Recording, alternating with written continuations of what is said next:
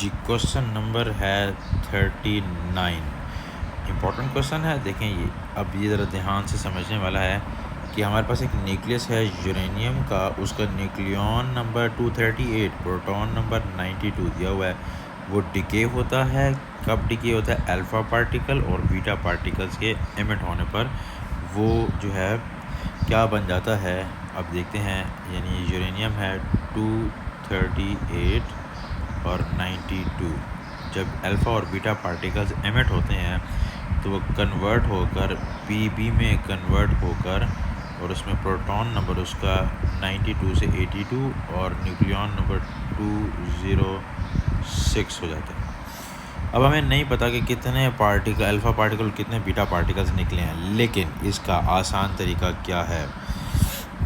देखें, आप सबसे पहले जो है ना न्यूक्लियन नंबर चेक किया करें, ठीक है। अब आप देखें न्यूक्लियन नंबर 238 से 206 हो गया है। इसका मतलब ये है कि 238 से 206 का मतलब क्या होगा कि यहाँ पर हम अगर डिफरेंस निकालें इन दोनों का तो हमारे पास बनता है 32। इसका मतलब है कि न्यूक्लियन नंबर जो है वो 32 डिक्रीज़ हुआ है। इसका मतलब है अगर एक अल्फ़ा पार्टिकल का मतलब होता है हीलियम का न्यूक्लियस, अगर एक अल्फ़ा पार्टिकल निकलता है तो 4 डिक्रीज़ आता है, 4 का डिक्रीज़ आता है। यानी टोटल डिक्रीज़ कितना आया हुआ है? 32 का आया हुआ है। अगर एक अल्फ़ा पार्टिकल निकले तो 4 का डिक्रीज़ आएगा। ओके, ठीक है। पहले अगर एक अल्फ़ा पार्टिकल 4 का डिक्रीज़ आया, फिर अगर दूसरा पार्टिकल निकला तो 8, फिर 12, फिर क्या हुआ हमारे पास 16, 20, 24, 28 और 32। ठीक हो गया। अब ये देखें कि यहाँ पर ये जो डिक्रीज़ आ रहा है, समझते हैं बात को। एक अल्फ़ा पार्टिकल निकलने पर 4 डिक्रीज़ आए, 2 पार्टिकल्स निकले अल्फ़ा पार्टिकल तो 8, 3, 4, 5, 6, 7, 8।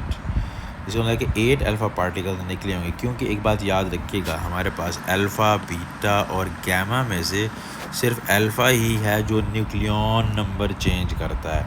इसीलिए हमने यहाँ पर इसी बात से अंदाज़ा लगाया कि अल्फ़ा पार्टिकल्स निकले, कितना फ़र्क आया 32 का, तो हमें पता चल रहा है कि 8 अल्फ़ा पार्टिकल्स निकले होंगे।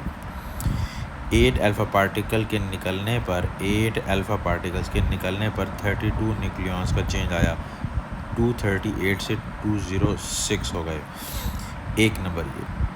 इसका मतलब ये है कि अगर 8, और ये बात पता होनी चाहिए, अल्फ़ा पार्टिकल में प्रोटॉन कितने होते हैं? 2 होते हैं। अगर 8 अल्फ़ा पार्टिकल निकले हों तो इसका मतलब है कि अगर एक अल्फ़ा पार्टिकल निकला होगा तो 2 का, यानी कि 2 का हमारे पास डिक्रीज़ आएगा, फिर 2 का और ऐड करें 6, 8, कितने निकले? 1, 2, 3, 4, फिर 10, फिर 12, फिर क्या 14, फिर क्या 16, 1, 2, 3, 4, 5, 6, 7, 8। 8 अल्फ़ा पार्टिकल के निकलने पर डिक्रीज़ कितना आना चाहिए? 16 का आना चाहिए। ठीक हो गया। अब इसका मतलब ये है, जब 8, ये तो कंफर्म हो गया अल्फ़ा पार्टिकल से 8 निकले, जिसकी वजह से 238 से वो 206 हुआ। अब देखें इसका प्रोटॉन नंबर कितना आया हुआ है? प्रोटॉन नंबर है 82 है, लेकिन क्योंकि हमें पता है 8 अल्फ़ा पार्टिकल के निकलने पर जो उसका जो हमारे पास प्रोटॉन नंबर है वो तो अगर आप माइनस करें तो 16 हमारे पास प्रोटॉन नंबर रिड्यूस होगा, क्योंकि 8 पार्टिकल्स के निकलने पर 16 का रिड्यूस हो जाए तो हमारे पास जो आंसर बनता है वो बनता है 76। अगर 8 अल्फ़ा पार्टिकल निकलें तो 16 प्रोटॉन नंबर का डिक्रीज़ आएगा। एक अल्फ़ा पार्टिकल करस्पॉन्डिंग 2 प्रोटॉन का होता है, तो 8 पार्टिकल्स हुए तो 8 का डिक्रीज़ आया। लेकिन अगर हम गौर करें तो हमारे पास जो पीबी है उसका हमारे पास प्रोटॉन नंबर 82 है, होना कितना चाहिए था? 76 होना चाहिए था, है कितना? 82। इसका मतलब ये है कि एक तो कंफर्मेशन हुई ना कि 8 अल्फ़ा पार्टिकल निकले, और उसने खुद कहा है बीटा पार्टिकल्स भी निकलते हैं। तो हमें पता है नेगेटिव वाला एक अगर बीटा पार्टिकल निकलता है ना, नेगेटिव वाला बीटा पार्टिकल अगर निकलता है तो प्रोटॉन नंबर एक बढ़ जाता है। हमें पता है कि वो 92 से हमारे पास पता है 76 हो चुका है। अब अगर नेगेटिव वाला एक बीटा पार्टिकल नेगेटिव वाला निकले तो प्रोटॉन नंबर एक बढ़ जाता है, ठीक है। अब हमने 82 लाना है, हमारे पास कितना है? 76 है प्रोटॉन नंबर। लाना कितना है 82 लाना है।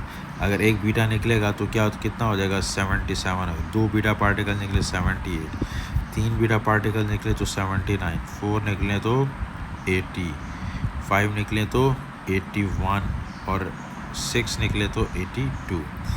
ठीक है, मतलब पता है ना, नेगेटिव बीटा पार्टिकल जब एक निकलता है तो प्रोटॉन नंबर एक बढ़ जाता है। ठीक है, 1 2 3 4 5 6, इसका मतलब क्या होगा, हमारे पास 6 बीटा पार्टिकल निकले, 6 बीटा पार्टिकल्स निकले।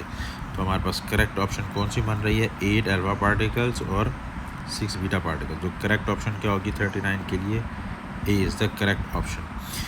Question number 40, last question of this paper, which list of particles contain only fundamental particles. ये इन्फॉर्मेशन तो आपको ऑलरेडी पता है, इलेक्ट्रॉन हो, पॉजिट्रॉन हो, क्वार्क्स हो, लेप्टॉन्स हो, ये क्या होते हैं, फंडामेंटल होते हैं। ठीक है, यहाँ पर हम देखें तो ये ऑप्शन हमें मिल रही है, डी ऑप्शन मिल रही है। ठीक है, ये इन्फॉर्मेशन थी, ये मैंने आपको पहले भी ऑलरेडी इस हवाले से बताया हुआ है। ठीक हो गया, चलें जी। ये पूरा पेपर बहुत इम्पॉर्टेंट था और काफ़ी डिफ़िकल्ट था। मैं चाहूँगा कि आप इस पेपर को 2 से 3 मरतबा देखें। मैंने पूरे सिलेबस की बहुत सारी चीज़ें इसमें एक्सप्लेन की हैं। ठीक है।